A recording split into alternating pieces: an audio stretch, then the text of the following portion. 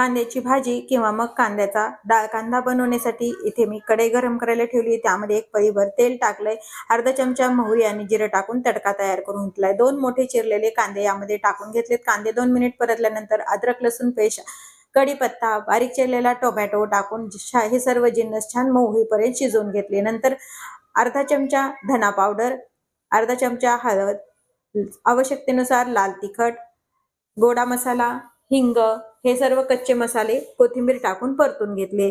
नंतर यामध्ये भिजवलेली चणा डाळ टाकून घेतली। चणा डाळ 1 तास छान भिजवून घ्यायची। चणा डाळ आणि मसाले परतून घेतले। नंतर यामध्ये गरम पाणी टाकून भाजी शिजण्यासाठी झाकण टाकून ठेवलेलं आहे। झाकण आपण काढून पाहूया की आपली भाजी शिजली का ते। भाजी सर्व आपण पुन्हा एकदा मिक्स करून घ्या। डाळ आपली व्यवस्थित मऊ झालेली आहे। भाजी शिजल्यानंतर यामध्ये आपल्याला चवीपुरतं मीठ टाकायचं, मिक्स करून घ्यायचंय। तयार आहे आपला चणा डाळीचा डाळ कांदा।